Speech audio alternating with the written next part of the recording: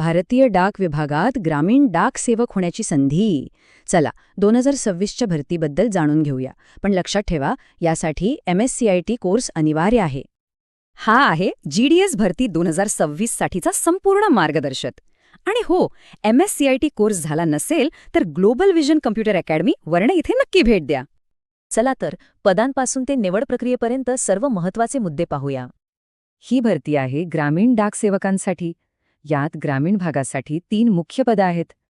ही पदं आहेत branch postmaster, assistant branch postmaster आणि डाक सेवक. आता बघूया सगळ्यात महत्त्वाच्या तारखा. याकडे नीट लक्ष द्या. नोंदणी जानेवारीच्या शेवटी सुरू होईल आणि अर्ज प्रक्रिया फेब्रुवारीच्या मध्यापर्यंत चालेल. बरं, मग यासाठी कोण अर्ज करू शकतो? चला पात्रता निकष बघूया. सगळ्यात आधी वय. वयोमर्यादा आहे 18 ते 40 वर्ष. काही विशिष्ट प्रवर्गांसाठी यात सवलतसुद्धा आहे. शिक्षण फक्त 10वी पास हवंय. पण हो, गणित, इंग्रजी आणि स्थानिक भाषा विषय अनिवार्य आहेत. याशिवाय संगणक आणि सायकल चालवता येणं गरजेचं आहे. उत्पन्नाचा दुसरा स्रोतही हवा. आता पाहूया पगार आणि कामाचं स्वरूप. प्रत्येक पदाची जबाबदारी काय आहे?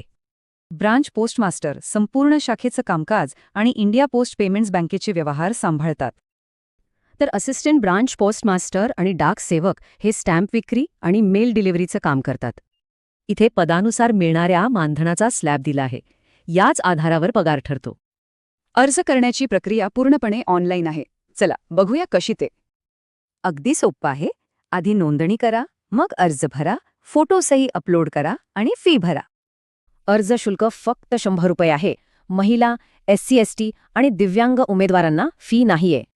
आणि आता सगळ्यात इंटरेस्टिंग भाग, निवड नेमकी होते कशी? इथे कोणतीही परीक्षा नाही. निवड फक्त 10वीच्या मार्कांवरून तयार होणाऱ्या गुणवत्ता यादीनुसार होते. लिस्टमध्ये नाव आल्यास डॉक्युमेंट व्हेरिफिकेशनसाठी बोलावण्यात येईल. त्यानंतर नियुक्तीपत्र मिळेल. तर आपल्याच समाजाची सेवा करण्याची ही संधी करिअरसाठी एक उत्तम पर्याय ठरू शकते का?